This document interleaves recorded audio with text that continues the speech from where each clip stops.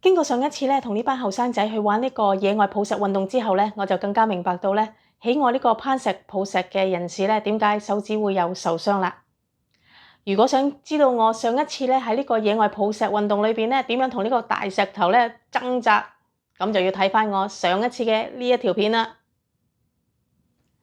我今日咧要講嘅咧就係呢個 finger pulley injury 呢個手指滑輪嘅受傷。咁其實呢種受傷咧喺呢個攀石抱石嘅運動裏邊咧係好常見嘅。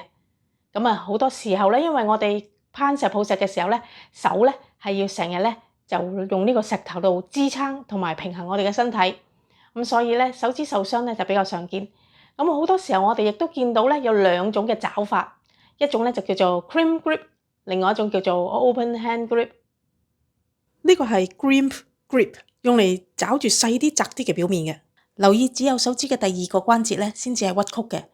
第一節同埋其他手指嘅關節咧都係伸直噶。呢一個咧就叫做 open hand grip， 手指第一、第二、第三節咧都係屈曲嘅。當呢個手指滑輪受傷嘅時候咧，好多人咧就會聽到 pop 一聲，又或者感覺到手指 pop 一下，然後咧就發現咧手指開始腫脹，亦都發現當手指屈曲嘅時候咧會有呢個痛楚，撳落去 pulley 嘅位置咧亦都有呢個痛楚。咁究竟乜嘢係呢個 finger pulley 呢個手指滑輪？呢個手指滑輪同我哋嘅手握姿勢呢個 crimp grip 呢個 open hand grip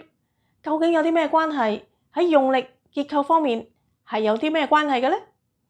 咁等我而家咧就同大家講下呢個最悶嘅嗰一範啦。我哋嘅手指 pulley 咧就好似穿住魚竿嗰啲圈圈咁，能夠令到條魚絲咧盡量靠貼嗰支魚竿，咁就可以承受更大嘅力。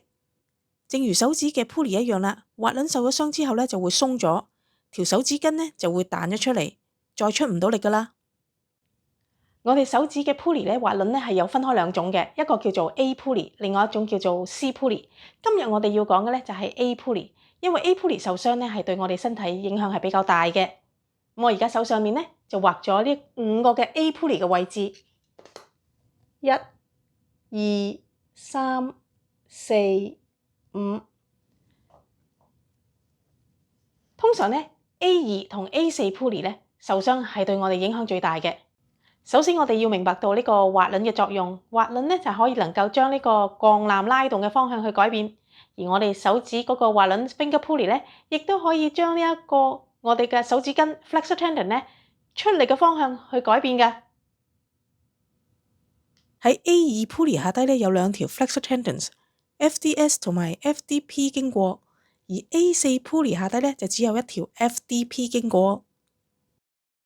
當我哋用呢一個 crimp grip 去抓住嘅時候咧，就只有 FDS 出力， A2 pulley 就要承受咗所有嘅壓力啦。但係如果當我哋用呢個 open hand grip 嘅時候咧， FDS 同 FDP 都同時出力， A2 同 A4 pulley 咧就一同分擔呢個嘅壓力啦。所以喺呢一個嘅 crimp grip， 手指所受嘅壓力咧係比 open grip 咧係大好多嘅，所以受傷嘅機會咧亦都會大好多噶。所以初學呢個攀石抱石嘅朋友咧，最好咧就多啲用呢個 open grip 去做呢個支撐。我哋今日咧就講到呢度先，下一次我就會講到關於呢個手指滑輪受傷嘅處理方法同埋呢個治療嘅方法。如果今日大家對呢一條片有啲咩嘅問題，我好歡迎咧大家喺以下留言，我會盡快答覆大家。我哋下次見。